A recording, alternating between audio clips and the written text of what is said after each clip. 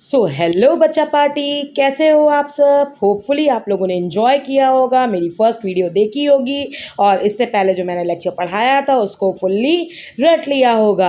अब हम आगे पढ़ते हैं। हम लोगों ने कल डिस्कस किया था the story of village Palampur के कुछ बेसिक कॉन्सेप्ट्स। आज हम उसी के आगे कैरी फॉरवर्ड करेंगे। हम लोगों ने कल जहाँ पे ख़त्म किया था, कल हम लोगों ने कहाँ पे ख़त्म किया था, हम लोगों ने डिस्कस किया था ऑर्गेनाइजेशंस ऑफ प्रोडक्शन तक। कौन कौन से ऑर्गेनाइजेशंस ऑफ प्रोडक्शन थे, जल्दी जल्दी रिकॉल कर लो। कौन कौन से थे, जल्दी जल्दी बताओ। Land, labour, human capital and physical capital. और फिजिकल कैपिटल को हमने दो कैटेगरीज में डिवाइड किया था। कौन कौन सी थी वो? वर्किंग कैपिटल और फिक्स्ड कैपिटल। आज हम उसके आगे से स्टार्ट करने वाले हैं। कौन कौन सी हैं? Farming in Palampur. आज हम क्या पढ़ने वाले हैं? आज बेसिकली हम पढ़ने वाले हैं फार्मिंग इन पालमपुर। क्या डिस्कस करने वाले हैं आज हम? फार्मिंग इन पालमपुर को डिस्कस करने वाले हैं। तो बेटा, farming in Palampur is based on following factors. अगर हम पालमपुर की फार्मिंग के बारे में बात करते हैं, वहाँ की खेती के बारे में बात करते हैं, तो बेसिकली वो इन कुछ फैक्टर्स, यहाँ पे आपको 9 फैक्टर्स दिखाई दे रहे होंगे, इन 9 फैक्टर्स के ऊपर वो बेस्ड है। और कौन कौन से हैं ये 9 फैक्टर? पहला फैक्टर और सबसे इंपॉर्टेंट फैक्टर जो कि आपका फैक्टर ऑफ प्रोडक्शन की लैंड है। अगर आप फैक्टर्स ऑफ प्रोडक्शन को देखते हो तो सबसे इंपॉर्टेंट फैक्टर कौन सा होता है? लैंड है ना। तो लैंड से ही स्टार्ट करते हैं। पालमपुर की जो ज़मीनें थी बेटा, वो फिक्स्ड थी। कैसी थी? फिक्स्ड थी। वहाँ पे हमें एक एरिया फिक्स्ड मिला हुआ था। जैसे अगर हम अपनी ज़मीनों की बात करते हैं, हम लोग different different parts of areas में रहते हैं, हम लोग डिफरेंट डिफरेंट लोकेशंस में रहते हैं। तो क्या ऐसा होता है आप एक मोहल्ले में रहते हो और दूसरे मोहल्ले का टाइटल एक्सेप्ट कर सकते हो? मान लीजिए आप इलाहाबाद में रह रहे हो, क्या आप बोलोगे आप वाराणसी के पास में रहते हो? ऐसा नहीं है। आपके एक एरिया का, एक लैंड की ज़मीनें फिक्स्ड हैं। ऐसे ही पालमपुर में भी ज़मीनें फिक्स्ड थी। फिर आगे हम बढ़ते हैं। सेकेंड पॉइंट क्या कहता है? Change in the method of cultivation. हम लोगों ने कल्टीवेशन में बहुत सारे चेंजेस लेके आए थे, बहुत सारे न्यू मेथड्स को इंट्रोड्यूस किया था। हम लोगों ने मल्टीपल क्रॉपिंग किया था, हम लोगों ने मॉडर्न फार्मिंग मेथड्स को जाना था, सूटेबिलिटी सस्टेनेबिलिटी ऑफ लैंड जाना था, डिस्ट्रीब्यूशन ऑफ लैंड, लैंड कैसे डिस्ट्रीब्यूट की जाती थी पीपल्स के बीच में, इसको डिस्कस किया था। लेबर क्या होते हैं, लेबर कहाँ से अरेंज होते थे, कैपिटल कहाँ से अरेंज होती थी, और फिर उसके बाद हमारा जो प्रोडक्ट तैयार होता था उसको हम मार्केट में कैसे सेल करते थे। तो बेसिकली हम लोगों ने इन सारी चीज़ों को डिस्कस किया था। अब हम इसको डिटेल में डिस्कस करने वाले हैं। क्या करने वाले हैं? डिटेल में इन सारे पॉइंट्स को one by one, line by line detail में डिस्कस करेंगे। तो सबसे पहले शुरू करते हैं हम अपना लैंड इज फिक्स्ड के ऊपर। लैंड कैसी थी बेटा? वहाँ की फिक्स्ड थी। तो उसमें देखिए वहाँ पे जो पॉपुलेशन थी उसका 75%, मान लीजिए अगर आपकी एरिया में 100 लोग रहते हैं, 100 लोगों की आबादी है, तो उन 100 लोगों में से 75 लोग ऐसे थे जो फार्मिंग के ऊपर डिपेंडेंट थे, जो पालमपुर में जिनका मेन सोर्स ऑफ इनकम था फार्मिंग। तो बेसिकली यहाँ पे क्या कहा गया है? पालमपुर का मेन सोर्स ऑफ इनकम क्या था? फार्मिंग था। 75% people were engaged in farming activities and land area under cultivation was fixed। लेकिन वहाँ पे इतने सारे लोग फार्मिंग में इन्वॉल्व थे, मगर जो लैंड एरिया था, उनकी जो ज़मीनें थी वो फिक्स्ड थी। there has been no expansion in the land area under cultivation since 1960। 1960 के पास उनके पास कोई भी 1960 के बाद उनके पास कोई भी स्पेस, कोई भी ऐसा एरिया नहीं बचा था जहाँ पे वो अपनी खेती को एक्सपैंड कर सकते थे। तो बेसिकली इस पॉइंट में हमने क्या जाना? 75% people were engaged in farming activity और उनकी जो लैंड थी वो फिक्स थी, और 1960 के बाद उसमें कोई भी एक्सपेंशन नहीं हो पा रहा था क्योंकि वो पूरी ऑक्यूपाइड थी। फिर हम अपने नेक्स्ट मेथड पे आते हैं। Change in the method of cultivation. जब हमारे क्रॉप्स लिमिटेड होने लगे, हमें लगने लगा कि अब हमारे इन जो क्रॉप्स की पैदावार हो रही है उससे वो हमारे लिए सफिशिएंट नहीं है, तो हम लोगों ने अपने कल्टीवेशन के मेथड को चेंज कर दिया। क्या कर दिया? कल्टीवेशन के मेथड को चेंज कर दिया और अब हम लोग मल्टीपल क्रॉपिंग करने लगे थे, मॉडर्न फार्मिंग मेथड्स का इस्तेमाल करने लगे थे और पालमपुर में अपने प्रोडक्शन सेम लैंड से प्रोडक्शन को इंक्रीज करने लगे थे। बेटा यहाँ पे इस टाइप का क्वेश्चन आता ज़रूर है, रिमेंबर हाईलाइट कर लो, उसे इंपॉर्टेंट लिख लो, इसको हर जैसे भी आपको मार्क करना है इसको मार्क कर लो, क्योंकि ये बहुत इंपॉर्टेंट क्वेश्चन है जो कि आपके एग्जाम में आता ही आता है कि पालमपुर के लोग उसी सेम लैंड से अपने प्रोडक्शन को कैसे बढ़ाते थे। तो बेटा इसका सिंपल सा आंसर है कि मल्टीपल क्रॉपिंग और मॉडर्न फार्मिंग मेथड्स को अपनी फार्मिंग टेक्निक्स में अप्लाई करके, अपने फार्मिंग मेथड्स में चेंजेस करके, मल्टीपल क्रॉपिंग और मॉडर्न फार्मिंग मेथड्स को अप्लाई करके हम लोग अपने सेम लैंड से प्रोडक्शन को बढ़ा देते थे। अब आते हैं, अब सवाल ये पैदा होता है ये मल्टीपल क्रॉपिंग होती क्या है? Multiple cropping what is this multiple cropping? ये है क्या मल्टीपल क्रॉपिंग? तो बेटा methods of multiple cropping is used in Palampur, cultivation of different types of crops in the same piece of land at same और different time is known as multiple cropping. जब हम same piece of land से different crops को उसी same time में या different time zones में grow करते हैं तो उस प्रोसेस को बोला जाता है मल्टीपल क्रॉपिंग। फॉर एग्जाम्पल यहाँ पे मैं एक छोटा सा एग्जाम्पल देना चाहूँगी जो आपके यहाँ पे क्वेश्चंस में मेंशन की है, जो मैंने पीपीटी तैयार की हुई है, स्लाइड में आपको दिख रहा होगा। Jowar and bajra grow during rainy season. जो ज्वार है और बाजरा है वो कौन से सीजन में इसकी खेती होती है? रेनी सीजन में खेती होती है। और वहीं पे अगर हम पोटैटो की बात करते हैं तो पोटैटो आपका अक्टूबर टू दिसंबर में प्रोड्यूस किया जाता है और फाइनली जो व्हीट आता है वो आपका विंटर सीजन में आता है। तो बेटा देखा आपने, हमने किस तरीके से अपने क्रॉप्स को सेग्रीगेट कर दिया। हमने डिफरेंट मल्टीपल क्रॉपिंग की मेथड से मल्टीपल क्रॉपिंग हमने किया और सेम पीस ऑफ लैंड से डिफरेंट क्रॉप्स का प्रोडक्शन किया डिफरेंट सीजन्स में, और इसको बोला जाता है multiple cropping in different crop seasons. और ये 3 तरीके के क्रॉप सीजन्स होते हैं बेटा।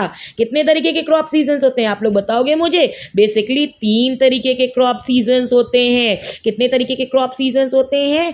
3 तरीके के क्रॉप सीजन्स होते हैं। कौन कौन से होते हैं? किसी को नाम पता है? अगर पता है तो जल्दी जल्दी कमेंट बॉक्स में कमेंट करो और जल्दी जल्दी मुझे बताओ कौन कौन से वो क्रॉपिंग सीजन्स हैं। तो बेसिकली हमारे जो 3 क्रॉपिंग सीजन्स हैं वो है राबी, जायद और तीसरा कौन सा है? बताओ जल्दी बताओ। राबी, जायद, खारिफ। 3 हमारे क्रॉपिंग सीजन्स कौन कौन से हैं? राबी, जायद और खारिफ। इन तीनों सीजन्स में हम लोग different types of multiple types of की क्रॉपिंग्स करते थे और ये इनको बोला जाता था 3 डिफरेंट क्रॉप सीजन्स। अब आते हैं बेटा अपने मॉडर्न फार्मिंग मेथड पे।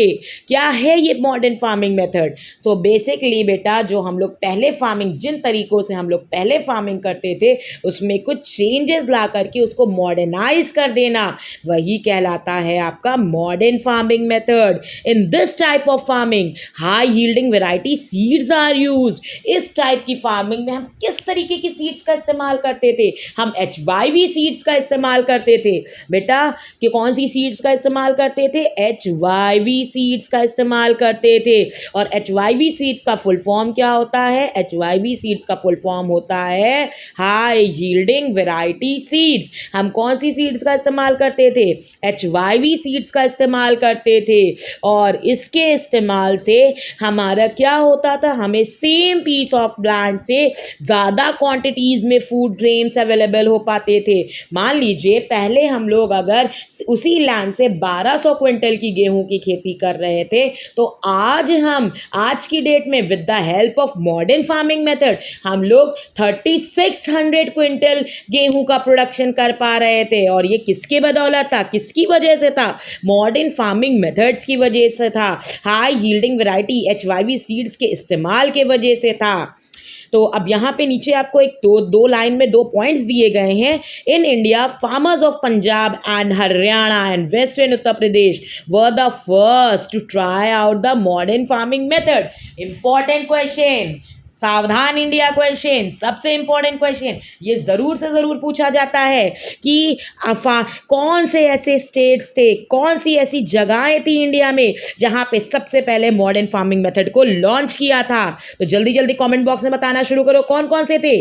पंजाब, हरियाणा एंड वेस्टर्न उत्तर प्रदेश. उत्तर प्रदेश का वेस्टर्न पार्ट जहाँ पे सबसे पहले मॉडर्न फार्मिंग मेथड्स को लॉन्च किया गया था. और मॉडर्न फार्मिंग टेक्निक में हम लोगों ने सिर्फ HYV सीड्स को इंट्रोड्यूस नहीं किया था, इसके साथ साथ हमारा ग्रीन रेवोल्यूशन भी आया था. और ग्रीन रेवोल्यूशन ने कल्टिवेशन ऑफ व्हीट और राइस और वीट की जो खेती होती थी उसमें बहुत हेल्प किया था. और ग्रीन रिवॉल्यूशन में हम लोगों ने HYV सीड्स को जाना था.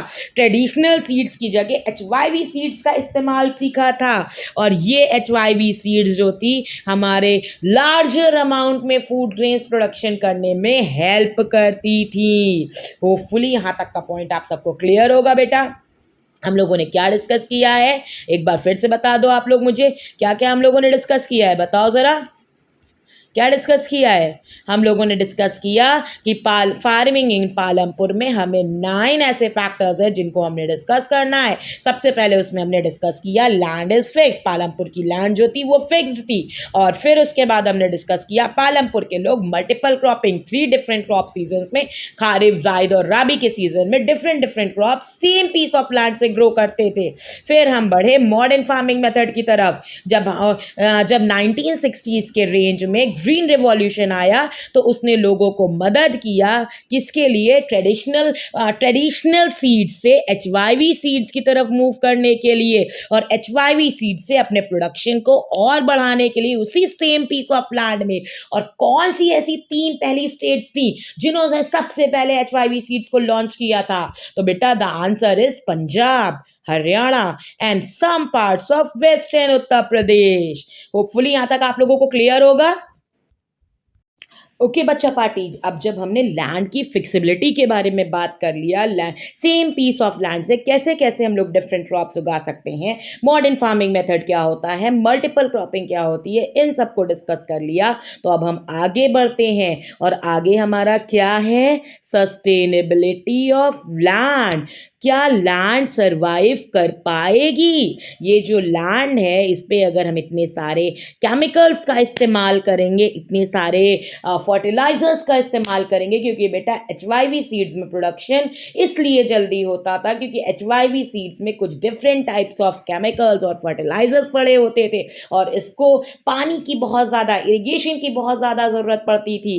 तो अब क्वेश्चन आता है क्या इतने सारे केमिकल्स और फर्टिलाइजर्स को लैंड सस्टेन कर पाएगी? क्या सस्टेनेबिलिटी टिक पाएगी लैंड की after the use of so many of chemical fertilizers and pesticides? So according to the scientific report बेटा ये बताती है कि अगर आप modern farming method natural resource के ऊपर ओवर यूज कर देते हो तो उससे क्या होगा, वो आपकी लैंड को डिग्रेड कर रहा है. जो आपके मॉडर्न फार्मिंग नेचुरल रिसोर्सेज को क्या कर रहे हैं, आपकी लैंड को डिग्रेड कर रहे हैं. ग्राउंड वाटर्स, जो आपके ग्राउंड वाटर्स हैं, रिवर्स हैं, लेक्स हैं, वो पॉल्यूट हो रही हैं क्योंकि हम लोग कुछ ज़्यादा ही अमाउंट में केमिकल फर्टिलाइजर्स का यूज़ कर रहे हैं. और ये केमिकल फर्टिलाइजर्स बैक्टीरिया को तो किल करते ही करते हैं, साथ में और भी बहुत सारे माइक्रो ऑर्गेनिज्म जो कि सॉइल के लिए बहुत ज़्यादा एसेंशियल हैं, प्लांट्स की ग्रोथ के लिए बहुत इंपॉर्टेंट हैं, उनको भी किल कर देते हैं. तो इसलिए बेटा सस्टेनेबिलिटी ऑफ लैंड की अगर हम बात करते हैं तो इसका मॉडर्न फार्मिंग का नेचुरल रिसोर्सेज के ऊपर ओवर यूज़ हो रहा है. ये हमारे रिवर्स, ग्राउंड वाटर, लेक्स को पॉल्यूट कर रही है. और ये सिर्फ बैक्टीरिया को ही किल नहीं करती है बल्कि और भी माइक्रो ऑर्गेनिज्म जो आपकी सॉइल के, प्लांट के लिए, ग्रोथ के लिए बेनिफिशियल होते हैं, उनको भी डिलीट कर रही है, उनको भी आपका ये ख़त्म कर रही है. अब next point, distribution of land. Palampur में जो लैंड का डिस्ट्रीब्यूशन था वो कैसे था? पालमपुर के लोग जो लैंड डिस्ट्रीब्यूट थी, पालमपुर के लोगों में जो लैंड डिस्ट्रीब्यूशन पैटर्न था वो क्या था? तो बेटा 1/3, आपको हमने स्टार्टिंग चैप्टर की स्टार्टिंग में ही बताया था, 450 फैमिलीज पालमपुर में रहती थी। फिर से रिकॉल कर लो फटाफट, कितनी फैमिलीज रहती थी वहाँ पे? 450 फैमिलीज रहती थी, जिसमें से 1/3 लोग कौन थे? 1/3 लोग ऐसे थे जो कि आपके स्केड्यूल्ड कास्ट को बिलोंग करते थे। किस कम्युनिटी को बिलोंग करते थे? स्केड्यूल्ड कम्युनिटी को बिलोंग करते थे। किस कम्युनिटी को बिलोंग करते थे? स्केड्यूल्ड कम्युनिटी को बिलोंग करते थे। और चैप्टर में आप लोग देखोगे जो भी लोग स्केड्यूल्ड कम्युनिटी को बिलोंग करते थे, जो एससी कम्युनिटी के लोग थे, वो लैंडलेस थे, बेचारों के पास खुद की ज़मीनें नहीं थी। वो दूसरों की ज़मीनों में मजदूरी करके अपना पेट पूजा करते थे, अपने पेट को भरते थे, और अब दूसरे की ज़मीनों में दूसरों के लिए वर्क करके अपने लिए अनाज अर्न किया करते थे। तो बेसिकली 450 फैमिलीज में से 1/3 population of Palampur was landless. 1/3 population की अगर हम बात करते हैं तो उसमें से 240 फैमिलीज ऐसी थी जो स्मॉल प्लॉट ऑफ लैंड को कल्टीवेट करती थी, जिनका लैंड का प्लॉट साइज जो था वो वेरी स्मॉल था, बहुत छोटा था। हम कह सकते हैं उनका साइज 2 हेक्टेयर से भी कम था। और बाकी की जो 60 फैमिलीज बच रही थी उनका लैंड साइज 2 हेक्टेयर से ज़्यादा था। और फिर उसके बाद जो बड़े बड़े फार्मर्स थे, जो लार्ज फार्मर्स थे, उनकी लैंड का साइज 10 हेक्टेयर के तक भी जा रहा था या उससे भी ज़्यादा जा रहा था। तो देखो बेटा, यहाँ पे जो लैंड का डिस्ट्रीब्यूशन था वो 4 डिफरेंट कैटेगरीज में हुआ है। 450 फैमिलीज रहती थी, जिनमें से 240 फैमिली के जो प्लॉट साइज थे वो बहुत ही छोटे थे, उनको 2 हेक्टेयर से कम जगह मिली हुई थी। और उस 450 फैमिलीज का जो 1/3 हिस्सा था, उन लोगों के पास ज़मीन ही नहीं थी। और 60 फैमिलीज ऐसी थी जिनकी ज़मीनें 2 हेक्टेयर से ज़्यादा थी, या कुछ तो ऐसे थे जिनकी ज़मीनें 10 हेक्टेयर से भी ज़्यादा थी। तो डिस्ट्रीब्यूशन पैटर्न आपको लैंड का समझ में आया कैसा था पालमपुर में? Now we are going to move ahead with labor. What were labors? Labors का अरेंजमेंट वहाँ पे कैसे होता था? हम लेबर्स कैसे अरेंज करते थे? तो कुछ फार्मर्स थे वो अपनी खुद की लैंड में काम करते थे। जैसे बेटा जिनकी प्लॉट साइज बहुत कम थे, हमने ऊपर डिस्कस किया कि जिनका प्लॉट साइज 2 हेक्टेयर से भी कम था, वो अपने खुद के प्लॉट में खुद से ही काम किया करते थे। और some worked on another land for which they receive a wage. और इसके साथ साथ क्योंकि उनकी अर्निंग पोटेंशियल बहुत कम होती थी, तो वो दूसरों के खेतों में भी जा करके काम करना क्योंकि आजकल का महंगाई का ज़माना है बेटा, सामान बहुत महंगा है और हमें चीज़ें खरीदने के लिए पैसों की ज़रूरत पड़ेगी। और अगर हम अपने खेतों में सिर्फ काम करेंगे तो वो हमारे लिए सफिशिएंट नहीं होगा। तो लोग क्या करते थे? खुद के खेतों में काम करने के साथ साथ दूसरे के खेतों में भी जा करके काम किया करते थे, और उसके बदले में उनको पैसे मिला करते थे, वेजेस मिला करती थी। पैसा नहीं कह सकते, वेज बोलेंगे। उनको उनका पेमेंट किया जाता था, और वो वेजेस जो है या तो वो कैश में होती थी, या तो वो पैसा, रोकड़ा, मनी, रुपया होता था, या फिर हम काइंड में भी वेजेस दे देते थे। अब बेटा ये काइंड क्या है? हमने क्रॉप के बदले क्रॉप दे दिया, तो इस तरीके भी वेजेस दिए जाते थे। और ये जो वेजेस थे वो अलग अलग रीजन के अलग अलग हिस्से में अलग अलग तरीके से डिस्ट्रीब्यूट किए जाते थे।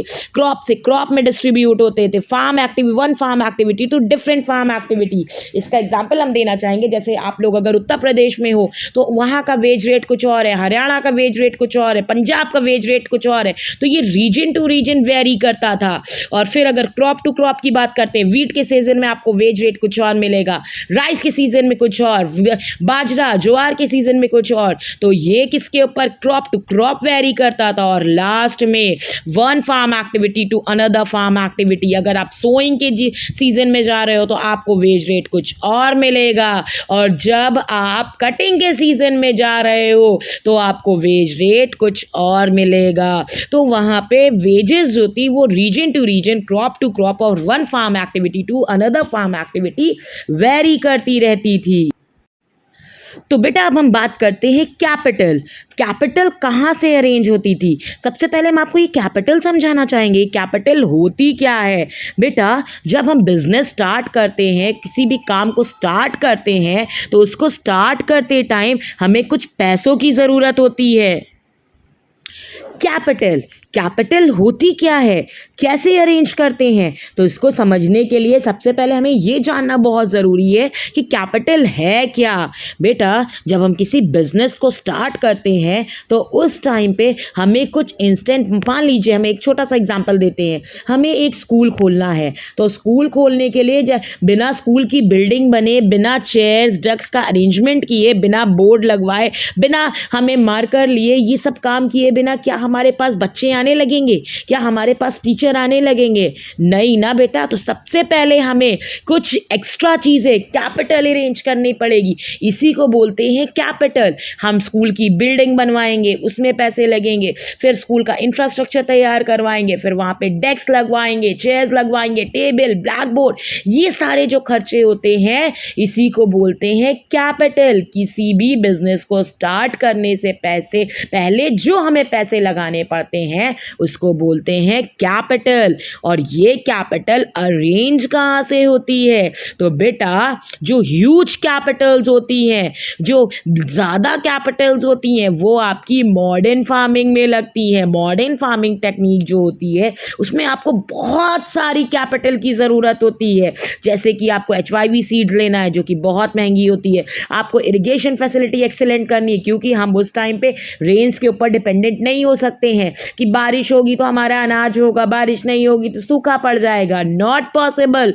हमें उसके लिए इरिगेशन फैसिलिटी अवेलेबल करवानी पड़ेगी। हम ट्यूबवेल्स लगवाते हैं, हम सबमर्सिबल्स लगवाते हैं, हम लोग HYV सीड्स को खरीदते हैं, केमिकल फर्टिलाइजर्स, पेस्टिसाइड्स, इंसेक्टिसाइड्स, बहुत सारे पैसे लगा करके ये सारी चीज़ें खरीदते हैं। इस वजह से फार्मिंग में हमें बहुत सारे पैसे की ज़रूरत पड़ती है। Small farmers have lack of capital, लेकिन जो हमारे छोटे फार्मर्स हैं उनके पास तो इतने पैसे हैं नहीं, तो उनको बड़े फार्मर से या मनी लेंडर से उधार लेना पड़ता है। और अगर वो किसी बड़े फार्मर या मनी लेंडर से पैसे उधार लेते हैं तो उनको उसके लिए हायर रेट ऑफ इंटरेस्ट पे करना पड़ता है। तो basically there are 3 types of capital. कितने टाइप की कैपिटल होती है बेटा? वहाँ पे 3 टाइप्स की कैपिटल होती है। एक होती है आपकी वर्किंग कैपिटल जो इंस्टेंटली यूज हो जाती है, जो हमारी 1 साल से कम के पीरियड में यूज होती है और वो जल्दी फिनिश हो जाती है। फिर आती है फिक्स्ड कैपिटल जो फिनिश कभी नहीं होती है, लेकिन इसमें एक वैल्यू डाउन होती चली जाती है, डेप्रिसिएशन लगता जाता है। और लास्ट में आती है हमारी ह्यूमन कैपिटल जिसके बिना हमारा बिजनेस पॉसिबल ही नहीं है। ओके, तो अब कैपिटल का पॉइंट आप लोगों को समझ में आ गया, कितने टाइप्स की कैपिटल होती है और कैपिटल्स कैसे अरेंज करते हैं लोग। अब आते हैं सेलिंग ऑफ फार्म प्रोडक्ट्स। अब जब हमारा प्रोडक्शन हो गया, हम लोगों ने लैंड अरेंज कर लिया, हम लोगों ने लेबर अरेंज कर लिया, हम लोगों ने कैपिटल अरेंज कर लिया, अब जो हमारा प्रोडक्शन हो रहा है वो हम क्या करते हैं? तो अब जैसे मान लीजिए आपका खेत है और आपके खेत में 100 क्विंटल गेहूं की पैदावार हो रही है, 100 क्विंटल गेहूं पैदा हो रहा है, तो क्या आप 100 क्विंटल गेहूं खुद के यूज़ के लिए यूज कर सकते हो? खत्म हो जाएगा? नो। तो आपके पास जितना आपका यूज होगा उतना आप उसे रख दोगे, साइड कर दोगे, अपने घर के गोडाउन में रखवा दोगे, और बाकी का जो बचा वो क्या कहलाएगा? जो बाकी बचेगा वो कहलाएगा सरप्लस, और उस सरप्लस को आप बेच दोगे बड़े फार्मर्स के थ्रू, स्मॉल फार्मर्स के तो बड़े फार्मर्स के थ्रू उसको बेच दोगे। After that medium and large farmers sell their surplus directly to the market, और उसके बाद जो मीडियम और लार्ज फार्मर्स हैं वो अपने सरप्लस को डायरेक्टली मार्केट में बेच देते हैं, और traders by the product from the market, और फिर ट्रेडर्स क्या करते हैं? उसको मार्केट से खरीदते हैं और उसको डिफरेंट शॉपकीपर्स को टाउन्स और सिटीज़ में बेच देते हैं। होपफुली यहाँ तक का कॉन्सेप्ट आपका क्लियर होगा। तो आज के लिए इतना काफ़ी है। अगर आपको वीडियो अच्छी लगी हो तो जल्दी जल्दी से लाइक मारो, सब्सक्राइब करो और शेयर करो, अपने दोस्तों को इसके बारे में बताओ, और इसके आगे के पार्ट को हम कंटिन्यू करेंगे कल। Good bye.